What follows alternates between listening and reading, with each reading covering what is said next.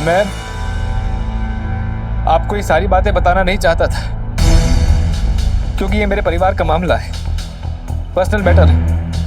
आज मैंने अपनी जिंदगी खत्म करने का फैसला किया। मेरी बातें मैं आपको बता रहा हूं ताकि मेरे मरने के बाद लोग मुझे कायर न कहें। कोई भी आदमी बाहर की मुश्किलें तो सह सकता है, लेकिन जब उसकी पत्नी खुद ही उसका जीवन नर्क बनाने पे तुली हो तो अच्छे से अच्छा आदमी अपनी मानसिक स्थिति खो बैठता है। मेरी पत्नी हर रोज नई डिमांड करती है, छोटी छोटी बातों को लेकर घर पे कलेश का एटमॉस्फेयर बना देती है। मैडम ये देखिए,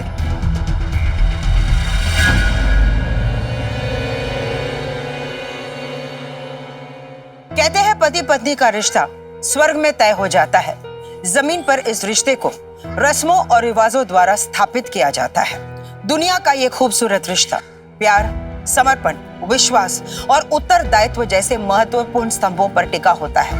और अगर किसी एक स्तंभ को भी हम नजरअंदाज करेंगे ना, तो रिश्तों की नींव हिलने लगती है और कई बार टूटे हुए रिश्ते अपराध को जन्म देते हैं। अब सवाल ये उठता है कि ऐसे घरेलू आपराधिक मामलों में दोष किसका है, पति का या पत्नी का? अरे एटीएम मशीन समझ रखा है मुझे, जो अपनी जुबान का एटीएम कार्ड घुसा दिया और मेरे जेब से पैसे छलकने लगे। अरे क्या है ये, जब देखो हर वक्त ऑर्डर छोड़ते रहता। पिताजी 2 लाख रुपए चाहिए। अरे हर महीने तुम्हारे दुकान में घाटा कैसे होता है? पिछले महीने तो 1 लाख रुपए दिया था ना, क्या किया, कहाँ डकार दिए? पिताजी आपको बताया था दुकान में सामान भर दिया है, अभी नया 2 लाख का ऑर्डर दिया है, कल सामान आने वाला है, उसको पेमेंट करना जरूरी है, इसीलिए आपसे कह रहे हैं। देख बेटा सूरज, इससे पहले 70 बार बोल चुका हूँ, अब 71वीं बार दोहरा रहा हूँ। अरे जब मैं 32 साल का था तब मेरी शादी हुई थी, और जब तुम 5 साल के थे तब ये दुकान शुरू की थी, मैंने धंधा शुरू किया था। अब तुम 32 साल के हो गए हो, अभी भी अपने पैरों पे खड़े नहीं हो पाते। और तुम तो बोल रही थी ना कि अपना सुपुत्र है, बुढ़ापे का सहारा है, और यहाँ तो उल्टी गंगा बह रही है। इस नौजवान को हमें पालना पड़ रहा है। एक तो बेटे को पैसे नहीं दे रहे हैं और ऊपर से बहू के सामने बेटे की इज्जत उतार रहे हैं। पर तो क्या उतारूं, आरती उतारूं इसकी। और तुम तो चुप रहना, बिल्कुल बीच में बोलना नहीं तो सारा गुस्सा तुम पर उतर आएगा। तुम्हारी जाने दो ना वाली आदत ने इसे निकम्मा कर रखा। मैं कहाँ कुछ बोल रही हूँ, आप ही बात का पतंगर बना रहे हैं। अरे 2 लाख रुपए दे दीजिए उसे। 2 लाख ही की बात है, मतलब टकसाल समझ रखा है मुझे। एक चवन्ने नहीं देने वाला इसे। इकलौता बेटा है हमारा और सब कुछ उसी का है। पैसे दे देंगे तो कुछ जाएगा नहीं आपका। रहने दो मां, पत्थर पे सर रगड़ने का कोई फायदा नहीं। एक फूटी कौड़ी नहीं चाहिए मुझे इनसे, रहने दीजिए।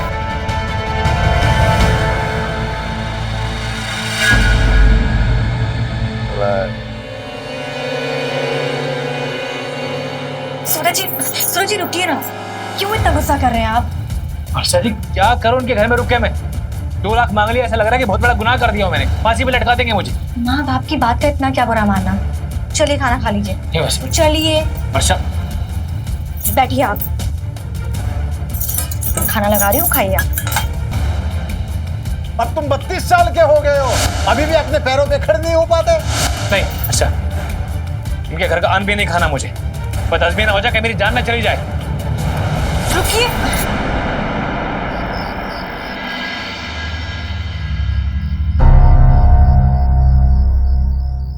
आप यहाँ चुपचाप अकेले क्यों खड़े हैं?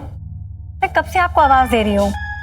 चलिए खाना खा लीजिए, आइए। शाम मैंने मना किया ना तुम्हें, मैं इस घर में खाना नहीं खाऊंगा बस।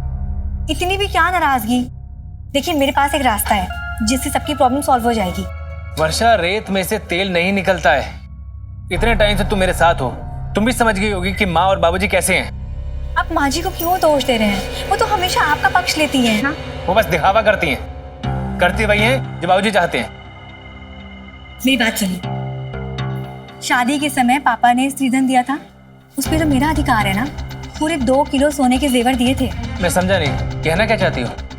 मैं ये कहना चाहती हूँ कि अनीता की शादी के लिए पापा को पैसे चाहिए और आपको आपकी दुकान के लिए चाहिए, तो मैं आप दोनों की प्रॉब्लम सॉल्व कर सकती हूँ। अच्छा, कैसे? श्रीधन के अलावा मैंने अपने इनकम से हर महीने थोड़े थोड़े पैसे इकट्ठे करके 1.5 किलो सोने के जेवर खरीदे हैं, वो माँ जी के पास है। 1.5 किलो सोने के जेवर? अरे वाह। तो और क्या क्या खरीदा है तुमने? उसमें 4 नेकलेस है, 4 इयररिंग्स, बड़े बड़े चेन और 12 कंगन, 4-5 अंगूठियां भी होंगी। कुल मिला के 3-4 किलो सोना तो होगा। वर्षा, सच में तुम्हारा दिल बहुत बड़ा है। भगवान ने भले मुझे पैसा कम दिया है, लेकिन तुम्हारी जैसी बीवी पाकर मैं धन्य हो गया हूँ।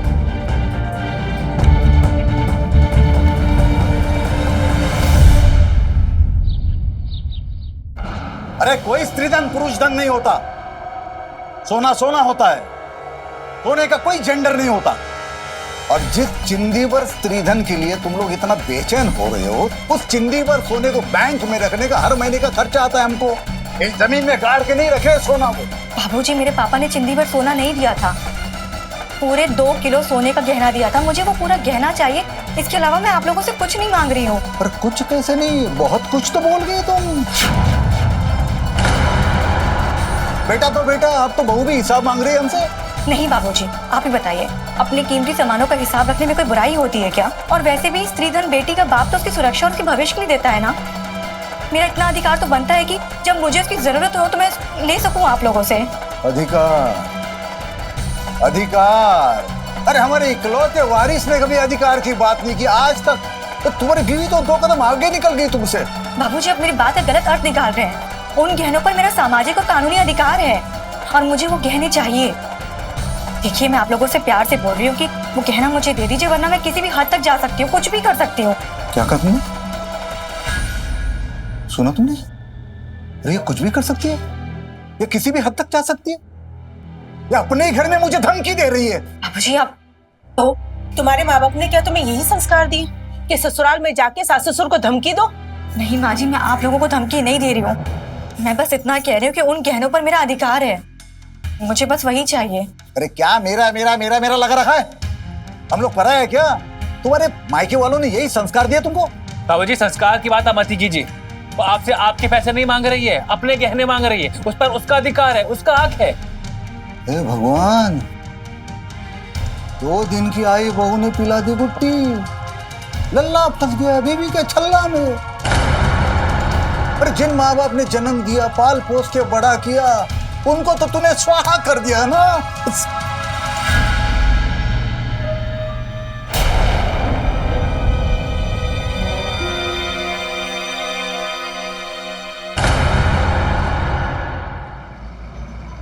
लक्ष्मी, ये वर्षा का बाप जो है वो पैसों के मामले में बड़ा फिसदी है। हमको तो लगा था मालदार पार्टी होगा, ये तो हमसे भी कंगाल निकला। सही कह रहे हैं जी आप। तो फिर हमें वर्षा की क्या जरूरत है? बिल्कुल। तो फिर हम उसके साथ भी वही करते हैं जो हमने सूरज की पहली पत्नी के साथ किया था।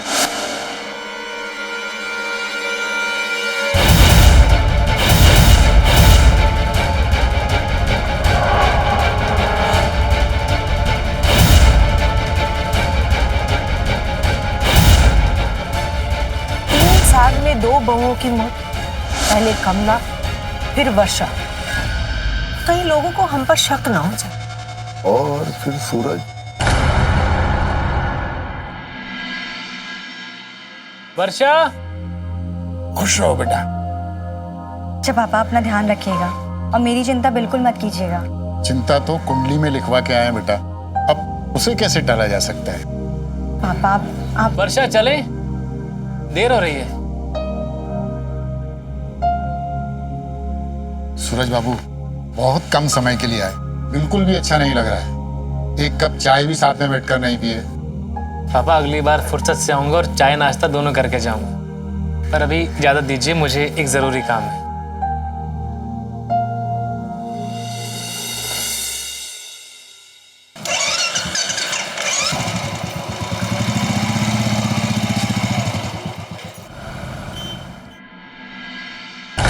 माँ जी, माँ, बापूजी, बापूजी, माँ,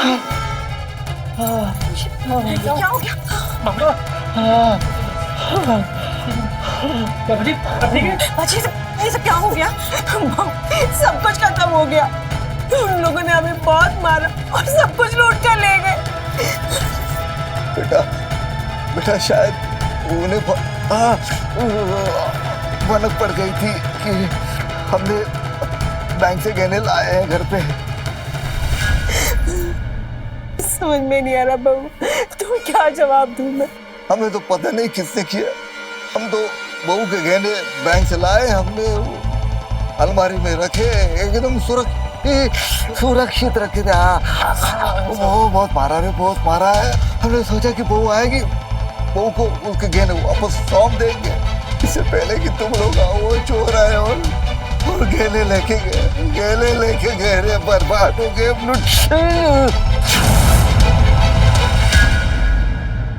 चोर? माँ जी, बाबूजी।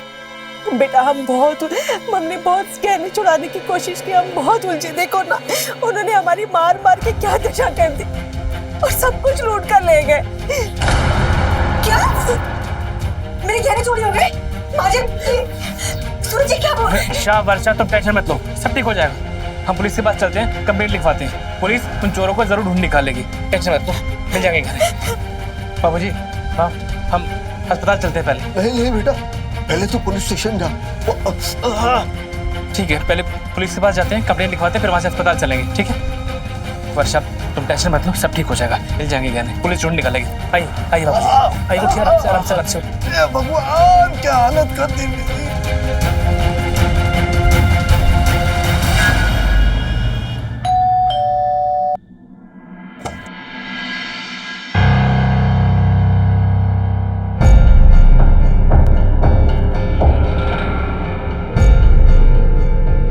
आज कुछ अच्छा बना ना खाने में।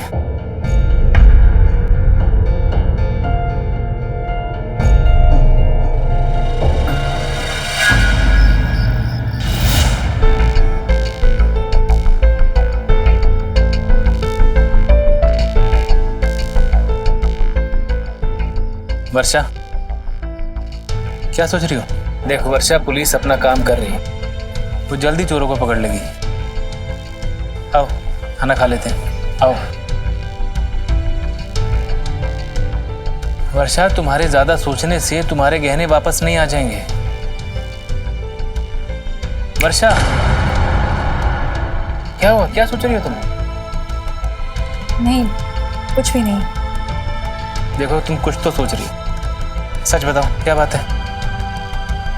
नहीं सूरज जी, मैं कुछ नहीं सोच रही हूँ, छोड़िए ये सब, चलिए। ऐसे कैसे छोड़ूं वर्षा? देखो, पति और पत्नी के बीच में कुछ भी सीक्रेट नहीं होना चाहिए। चलो बताओ, क्या बात है? सूरज जी, आप बुरा तो नहीं मानेंगे ना? हो सकता है कि मैं गलत हूँ, लेकिन मुझे लगता है कि वो गहने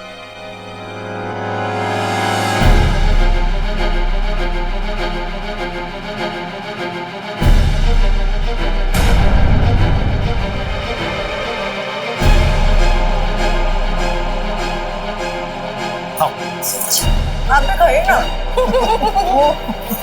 मेरी वर्षा के गहने वापस कीजिए आप लोग। ये क्या बकवास है? इधर आओ वर्षा, आओ तुम। वर्षा, जो तुम्हारे मन में है ना, सब बोलो। जो मुझे बता रही थी, सारी बातें यहाँ बोलो। सूरज जी प्लीज शांत हो जाइए, जाने दीजिए इस बात को प्लीज। देखो वर्षा, तुम्हें डरने की कोई जरूरत नहीं है, मैं तुम्हारे साथ हूँ। हमें जितना डरना था ना, डर चुके हैं, और ये सारी सीमाएं पार कर चुके हैं ये लोग। अब और नहीं डरेंगे, सारी बातें बोलो तुम। जी, इस बारे में कोई बात नहीं करनी है। अरे डरो नहीं, बोलो बोलो, हम आदमी नहीं खाते। बिल्कुल, जो कहना है सही सही बोल दो। अरे नहीं तो पूरे मोहल्ले में गाती फिरोगी कि सास ससुर कुछ बोलने नहीं देते, दबा कर रखते हैं। माँ जी, मुझे लगता है कि वो गहने चोरी नहीं हुए हैं, वो गहने आप लोगों के पास हैं। इतना बड़ा इल्जाम! अरे शर्म नहीं आती है सास ससुर पे झूठा इल्जाम लगाते हुए? माँ जी, इल्जाम नहीं लगा रही हूँ, आप खुद ही देखिए हालात कैसे हैं। पहले आप लोग जेवर देना नहीं चाहते थे और अचानक से आप लोग राजी हो गए देने के लिए, और उसके बाद गहने चोरी हो गए और घर में इतनी बड़ी चोरी हुई है, यहाँ पर पकवान बना हुआ है, गहने चोरी हो गए और आप लोग के चेहरे पे कोई दुख नजर नहीं आ रहा है। आप लोग तो खुशियां मना रहे हैं। बंद करे बकवास। धिक्कार है तुम जैसी बहू पर। अरे हम जैसे देवता स्वरूप सास ससुर पर ऐसे घिनौने आरोप करने से पहले कहीं जाके डूब क्यों नहीं मरी तुम? अगर आप जैसे सास ससुर होंगे ना तो इंसान डूब के मर ही जाएगा। तो मुझे लग रहा है कि आपकी पहली बहू, वो भी आप लोगों की हरकतों की वजह से मर गई होगी। लालची हैं आप लोग, एक नंबर के लालची हैं आप लोग। वर्षा,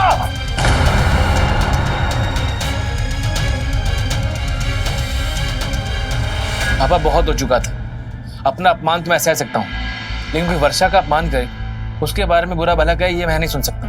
हर बात पे ताना मारा करते थे, कहते थे जिस घर में तुम रह रहे हो वो मेरा घर है, तुम्हारी दुकान मैंने खरीद के दी, उसके अंदर जो सामान है वो मैंने भरवाया, यहाँ तक कि मैं नहीं होता तो तुम्हारी बाइक का लोन सैंक्शन नहीं होता। अब आप खुद बताइए, कोई अपने इकलौते बेटे को इतने ताने मारता क्या? अब सब छोड़ दिया मैंने, अब जो कुछ करूंगा अपने खुद के दम पर करूंगा।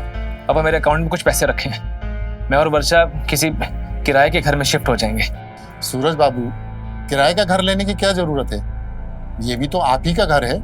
घर छोटा है लेकिन मेरा दिल बहुत बड़ा है, और आप दोनों मेरे बेडरूम में रह सकते हैं और मैं अकेला घर के किसी भी कोने में बिस्तर लगा लूंगा। नहीं पापा, दामाद का अपने ससुराल में ज्यादा दिन रहना समाज में ठीक नहीं माना जाता।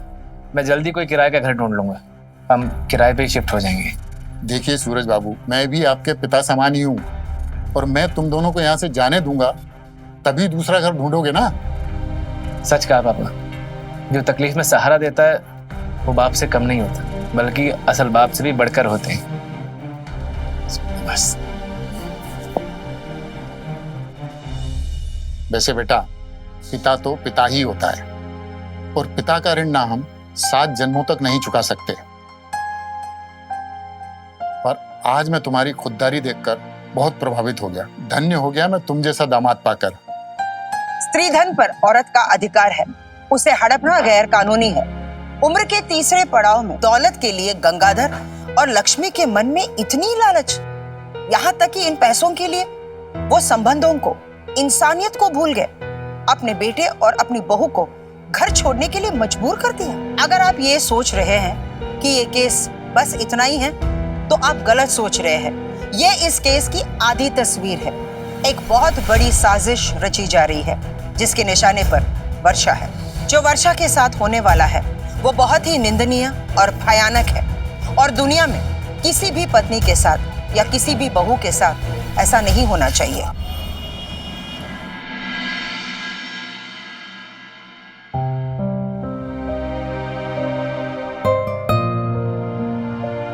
The number you are calling is currently switched off.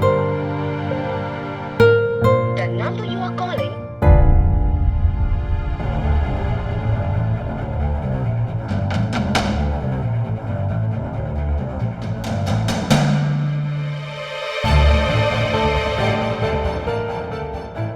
बेटा, खाना तो खा लो। The number you are calling is currently switched off.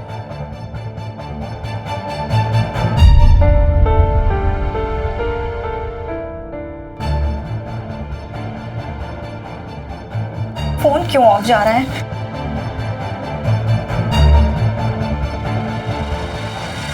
मैं आपको ये सारी बातें बताना नहीं चाहता था, क्योंकि ये मेरे परिवार का मामला है, पर्सनल मैटर है। आज मैंने अपनी जिंदगी खत्म करने का फैसला किया है। और ये बातें मैं आपको बता रहा हूं ताकि मेरे मरने के बाद लोग मुझे कायर न कहें। The number you are calling. कोई भी आदमी बाहर की मुश्किलें तो सह सकता है, लेकिन जब उसकी पत्नी खुद ही उसका जीवन नर्क बनाने पे तुली हो, तो अच्छे से अच्छा आदमी अपनी मानसिक स्थिति खो बैठता है। मेरी पत्नी हर रोज नई डिमांड करती है, छोटी छोटी बातों को लेकर घर पे कलेश का एटमॉस्फेयर बना देती है। मैडम, ये देखिए।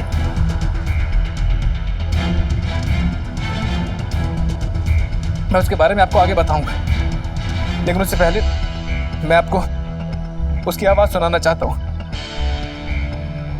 आप सब सुनिएगा। 4 नेकलेस, 4 जोड़ी इयररिंग्स, 2 बड़े बड़े चेन, 5 से 6 अंगूठी और 12 कंगन, सब मिला के 3-4 किलो सोना। पूरा 2 किलो सोना चाहिए मुझे। गहनों पर मेरा सामाजिक और कानूनी अधिकार है और वो मुझे मिलना चाहिए। नहीं तो मैं किसी भी हद तक जा सकती हूँ, कुछ भी कर सकती हूँ। सुना आपने, मेरी बीवी हर रोज ऐसी नई नई डिमांड करती है। मैं हर तरह से अपनी पूरी शक्ति लगा देता हूँ ताकि उसे किसी भी चीज की कमी ना हो। मेरी मानसिक स्थिति, मेरी आर्थिक स्थिति से उसको कुछ भी लेना देना नहीं है, बस उसकी हर हाल में डिमांड पूरी होनी चाहिए। मैंने उसके लिए अपने माँ बाप को छोड़ दिया, अपना घर छोड़ दिया। मेरी बीवी मुझे इंसान समझती नहीं है, जानवर से भी बदतर सुलूक करती है वो मेरे साथ। उसने मेरे माँ बाप पर चोरी का झूठा इल्जाम लगाया है। जिन्होंने मुझे जन्म दिया उसने मुझे उनसे ही अलग कर दिया। मेरा घर, परिवार, मेरे माँ बाप सब मुझसे छीन लिए, कंगाल कर दिया मुझे। मैं अब और सहन नहीं कर सकता हूँ। मैं आईने में अपने आप से आंख नहीं मिला पाता हूँ। मुझे बस अपनी बीवी के अत्याचारों से मुक्ति चाहिए। मैं जी नहीं सकता हूँ। इसलिए आज मैं अपनी जान देने जा रहा हूँ। मैं अपनी जान देने जा रहा हूँ।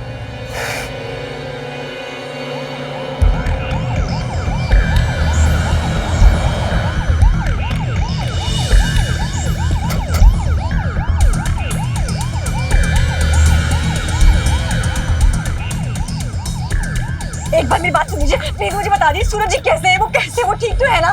प्लीज बता दीजिए मुझे। आप चलिए हमारे साथ, आपको पता चल जाएगा। बिठाएं इनको गाड़ी में। मेरी बात तो सुन लीजिए, सूरज जी कैसे है मुझे बता दीजिए, प्लीज बता दीजिए। मेरी बात तो सुन लीजिए एक बार। सूरज जी ठीक तो है ना?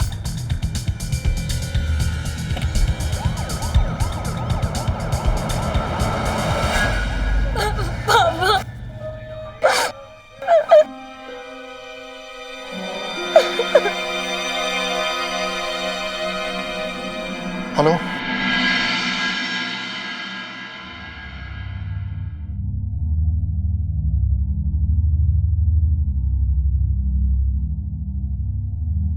देखो खाओगी।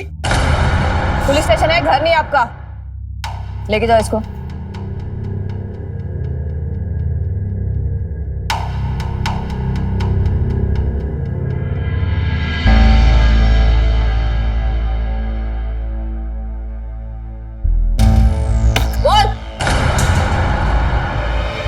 मैडम ये सब झूठ है। मैंने सूरज जी के साथ कोई बुरा बर्ताव नहीं किया है। हम दोनों तो अपनी शादीशुदा जिंदगी में बहुत खुश हैं। मुझे नहीं पता सूरज जी ने उस वीडियो में ऐसा क्यों बोला है। मैंने कोई डोमेस्टिक एब्यूज वाला काम नहीं किया है। हाँ, मैंने सिर्फ स्त्री धन मांगा था और कुछ भी नहीं। मैडम मुझे लगता है ना मेरे पति को परेशान करने में मेरे सास ससुर का हाथ है। उनके दो चेहरे, एक असली और एक नकली। दो चेहरे तो तुम्हारे भी हो सकते हैं। ठीक है मैडम, अगर आपको लगता है कि मेरे दो चेहरे हैं, अगर कानून को लगता है कि मैं गुनहगार हूं, तो मैं हर सजा भुगतने के लिए तैयार हूं।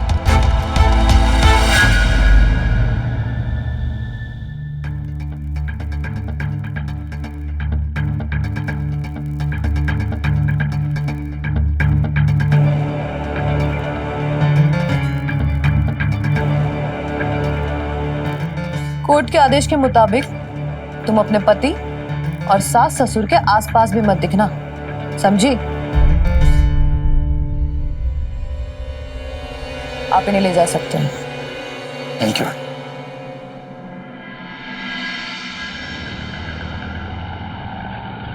बेटा क्या बात है, कहाँ जा रही हो? पापा बस 1 मिनट में आ रही हूँ, बस 1 मिनट।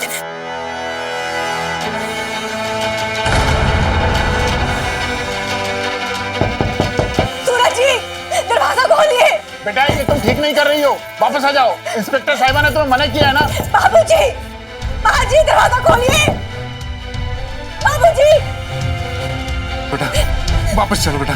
पापा पापा प्लीज एक बार सूरज जी से बात करने दीजिए, बस एक बार। पापा प्लीज सूरज जी दरवाजा खोलिए। वापस चलो। बस एक बार सूरज जी। सूरज जी एक बार बात कर, एक बार बात करने दीजिए। नहीं बेटा सूरज चलो। जी। इस बार तो मैं छोड़ रही हूँ, लेकिन अगली बार ऐसी गलती की ना तो सीधा लॉकअप में डाल दूंगी और फिर कोर्ट भी तुम्हारे जमानत की अर्जी खारिज कर सकता है। मैडम बस एक बार मैं अपने पति को देखना चाहती हूँ, उनसे मिलना चाहती हूँ। वो ठीक है कि नहीं, बस यही देखना है मुझे। और मैडम उन्होंने मेरे बारे में ऐसा क्यों कहा, बस ये जानना चाहती हूँ बस। पापा आप बोलिए ना। एक बात याद रखना, जरा सी चूक और तुम्हारे टाइप के केसेस उल्टे पड़ सकते हैं, so just be careful. Go. Madam एक बार। चलो बेटा, बेटा चलो।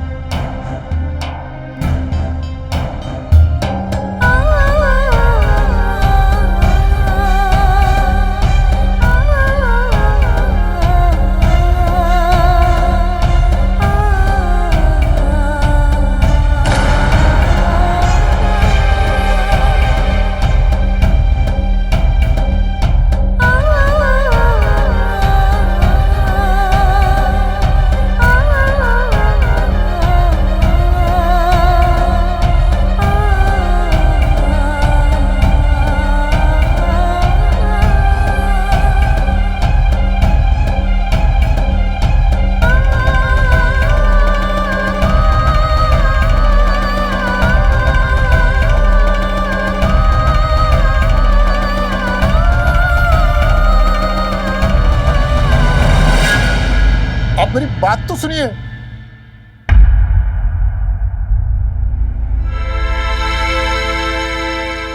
पापा, पापा क्या हो गया आपको? आप रो क्यों रहे हो? किसका फोन था? तेरे होने वाले ससुर का। तो ऐसा क्या कह दिया उन्होंने? शादी तोड़ दी है।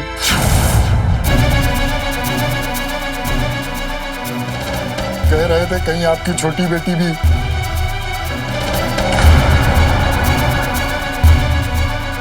बड़ी बेटी की तरह ना हो,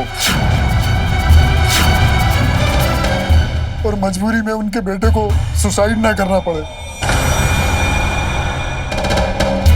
इसीलिए रिश्ता नहीं करना है। अच्छा हो उन्होंने शादी तोड़ दी। मेरी शादी की वजह से ना दीदी का ये हाल हुआ। ना तो ये श्रीधन की बात उठती, ना आज हमें ये सब दिन देखना पड़ता। नहीं बेटा नहीं, ये सब मेरा कसूर है। मैं गैर जिम्मेदार बाप हूँ, मैं निकम्मा बाप हूँ। मेरी जिंदगी का कोई मतलब नहीं है, कोई मतलब नहीं है। पापा, पापा, पापा, क्या कर रहे हैं आप? पापा, क्या कर रहे हैं आप? पापा छोड़िए, पापा छोड़िए, चाकू छोड़िए। ये क्या करने जा रहे थे आप? हम अपने आप को क्यों दोषी ठहरा रहे हैं? आपका कोई दोष नहीं है। सबकी अपनी अपनी किस्मत होती है। अब जब हमारी किस्मत खराब है, हम अपने आप को दोष क्यों दे रहे हैं? आपकी गलती नहीं है पापा। शांत हो जाइए पापा, पापा शांत हो जाइए पापा।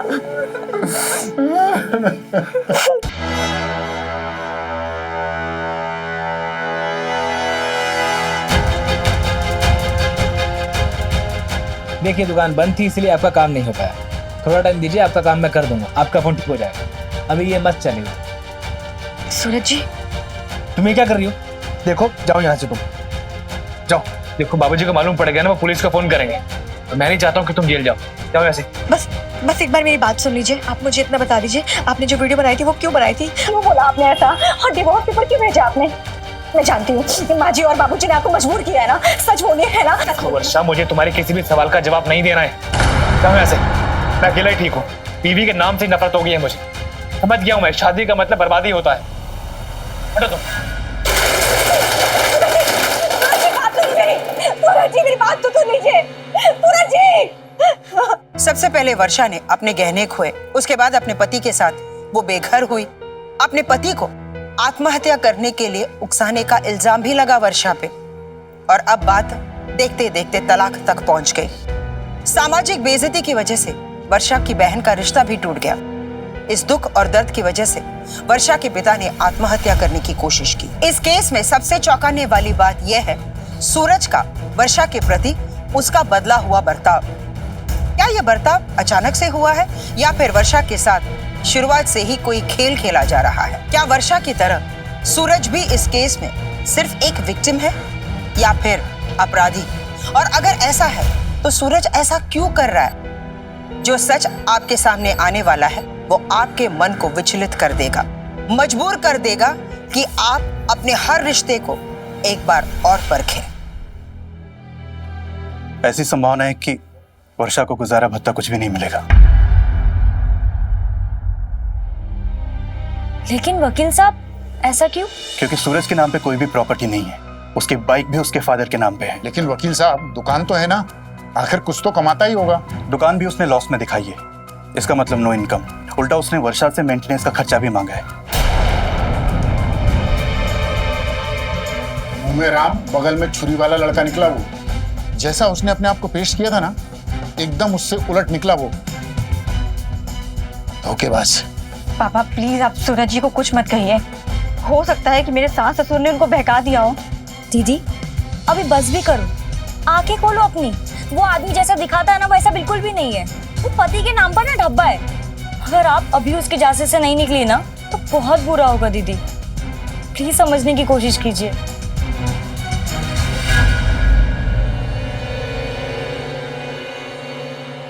देखिए 3-4 दिन के लिए काम से छुट्टी ली है मैंने। आपको जो नंबर दिया है ना आप उस पर बात कर लीजिए। Thank you. लो दीदी खबर आ गई, मेरी क्लासमेट की सिस्टर का ना आपके पति देव के साथ चक्कर चल रहा है। क्या बकवास कर रही हो तुम? और आगे की बकवास ये है कि आपके साथ तुरंत डिवोर्स होने के बाद ना वो दोनों शादी करने वाले हैं।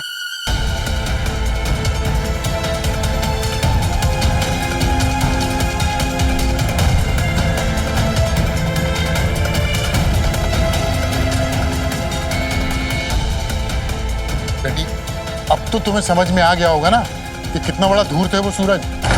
डिवोर्स फाइल किए हुए 1 महीना ही हुआ है और उसे प्यार भी हो गया और बात शादी तक भी पहुंच गई। पापा, 3 महीने से ना उस सूरज का चक्कर उस लड़की के साथ चल रहा है। ये बिल्कुल उसी समय की बात है कि वो सूरज बहरूपिया के साथ ना उसके माँ बाप का झगड़ा शुरू हुआ था।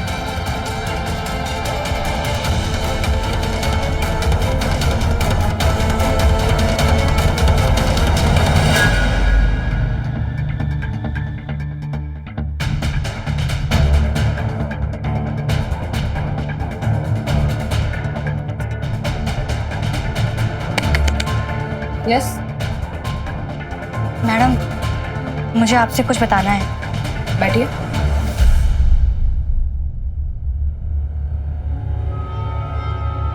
बोलिए। मैडम, घर में जेवरों की चोरी हुई थी। मेरे पति यानी कि सूरज तिवारी और उनके बाबूजी, वो दोनों यहाँ पर आए थे कंप्लेन करवाने के लिए। 22 अप्रैल का वो दिन था। क्या आप चेक कर सकती हैं? ठीक है। जोशी, FIR रजिस्टर ले आना। माँ जी और बाबूजी नहीं, सूरज जी भी शामिल है। 22 अप्रैल का FIR निकाल के दे दो।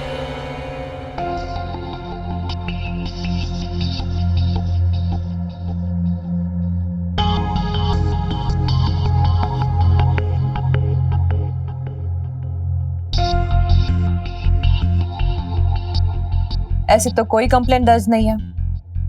इसका मतलब सूरज ने झूठ बोला तुमसे।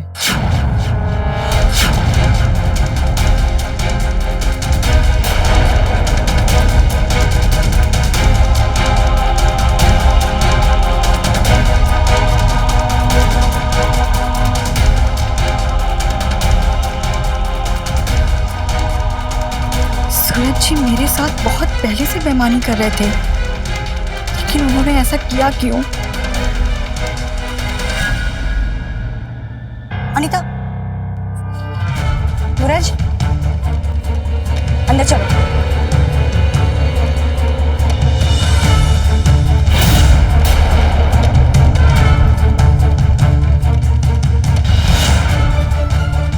अच्छा, तो तुम हो जिसकी वजह से ये रास्ता भटक गए हैं। निकलो यहाँ से, ये जगह खाली नहीं है। अरे तुम हो कौन मुझे ऑर्डर्स देने वाली? वर्षा, सूरज की पत्नी। अच्छा, तो तुम हो वो वर्षा जिसने मेरे सूरज को इतना टॉर्चर किया है। तुम्हारी हिम्मत कैसे हुई हम दोनों के बीच में आने की? हाँ, तुम्हें पता है ना डिवोर्स का नोटिस जा चुका है। डिवोर्स पेपर साइन नहीं हुए हैं अभी। मैं अभी भी सूरज की पत्नी हूँ। निकलो यहाँ से, निकलो यहाँ से। तुम निकलो यहाँ से, ठीक है ना? मेरे सूरज के आसपास पटकना भी मत, समझी? देखो, मैं तुम्हें अच्छे से समझा रही हूँ, बहुत पछताओगी तुम। मैं पछताने वाले काम नहीं करती। तुम ना अपने बारे में सोचो वर्षा। निकलो। मुझे समझ में नहीं आ रहा है क्या? निकलो यहाँ से, निकलो यहाँ से। छोड़ो तुम, किसके मुंह लग रही हो? इस लायक नहीं है। आओ चलते हैं हम, चलो। सूरज,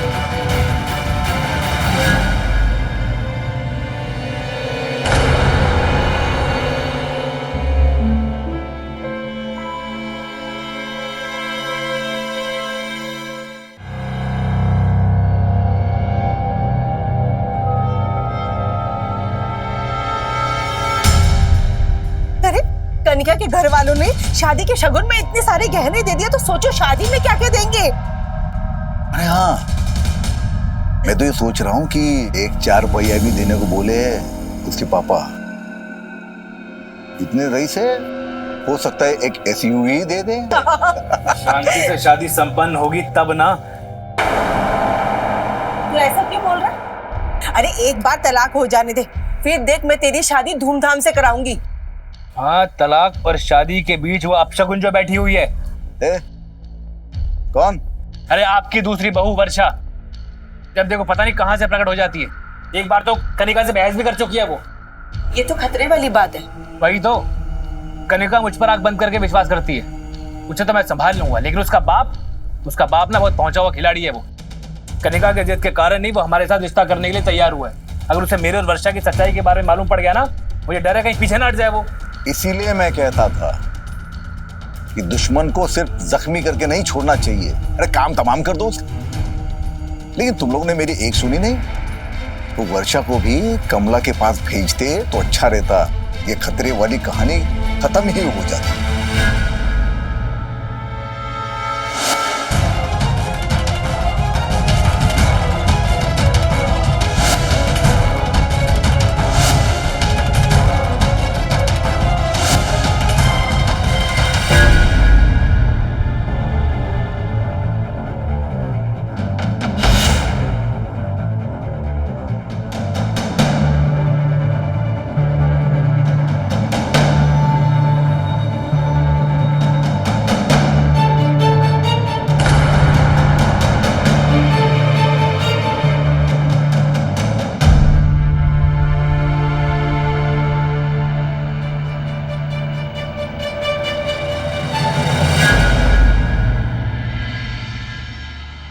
जी मैडम जी, वर्षा जी के फोटो में जो गहने दिख रहे हैं वो गहने मेरे पास भी आए थे, उसे पिघलाकर नई डिजाइन के गहने बनाने के लिए। कौन सी तारीख को? तारीख 25 अप्रैल थी मैडम जी। उस दिन की सीसीटीवी फुटेज लाए आप? वही तो नहीं मिल सकता मैडम जी, क्योंकि 1 महीने बाद की पुरानी फुटेज हम लोग डिलीट कर देते हैं। ऐसे तो बगैर वेरिफिकेशन के किसी के नाम पे केस कैसे दर्ज होगा? मैडम बिल है ना मैडम जी।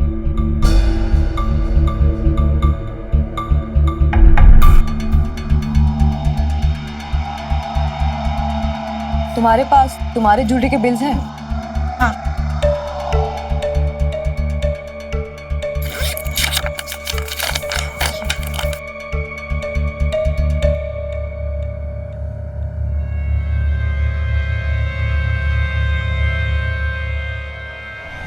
अरे सुनिए ना मैडम, ओ मैडम जी, आप बताइए ना क्या पूछताछ करनी है हम लोगों से। अब और सवाल नहीं, जब इंक्वायरी होगी तो पता चल जाएगा। बैठो गाड़ी में। अरे भाई ये क्या बात हुई?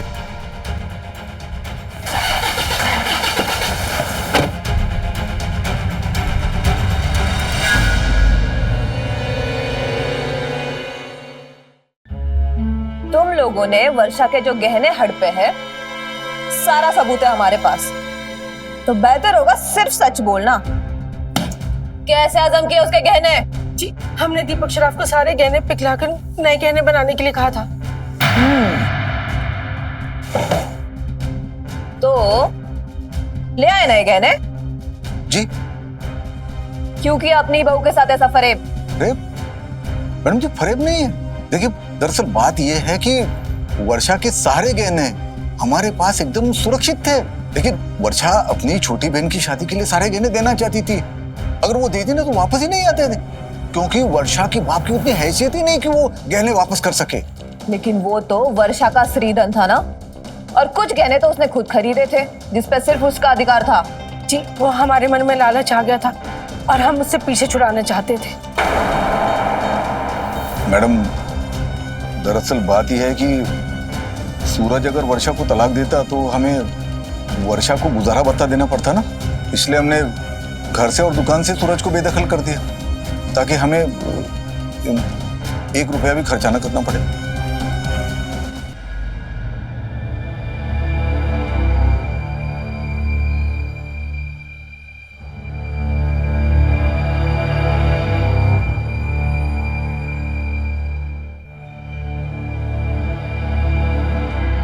क्या है?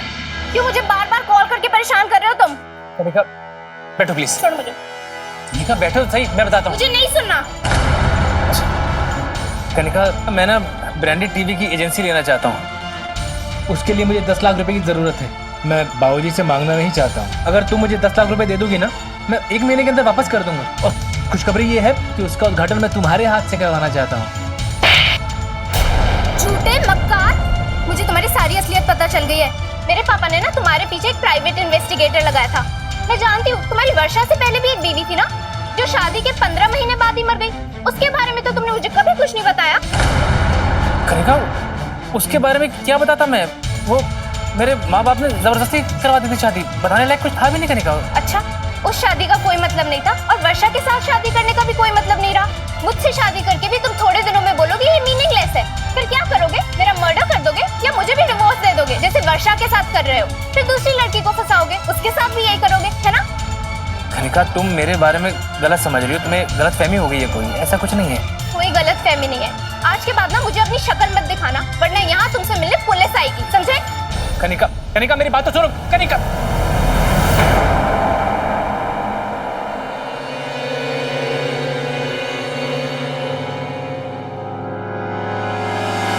अनीता, देखो दरवाजे पे कौन आया है। तुम यहाँ अंदर कहाँ जा रहे हो? जाने दे मुझे। नहीं, मैं नहीं जाने दूंगी। हट रास्ते से। दीदी, ये क्या कर रहे हो तुम? क्यों मारा अनीता को? मुझे तो बस थप्पड़ मारा है, तुझे तो जान से मार दूंगा मैं। तेरी वजह से कनिका मुझसे दूर हो गई है। मेरे माँ बाप मुसीबत में आ गए, मेरी पूरी जिंदगी नरक बना दी तूने, और तू यहाँ रात से चैन से बैठी है। देखो सूरज, तुम जो कर रहे हो ना बहुत गलत कर रहे हो। तुझे तो नहीं छोड़ा। छोड़ो मुझे।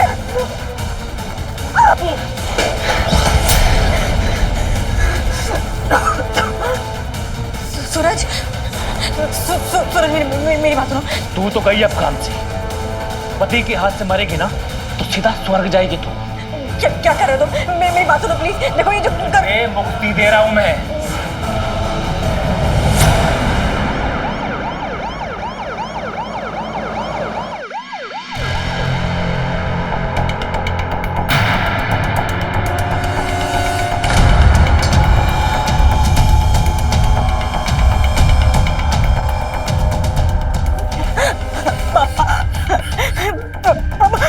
ये सब कैसे हो गया बेटी? पापा, सूरज ने मुझे मारने की कोशिश की। चलो ना तुझे।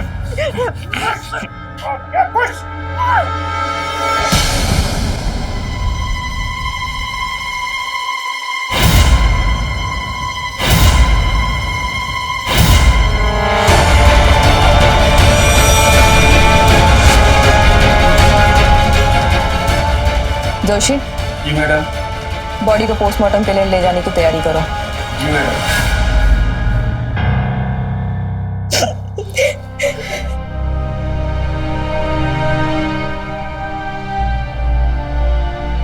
तुम्हें हमारे साथ पुलिस स्टेशन चलना होगा।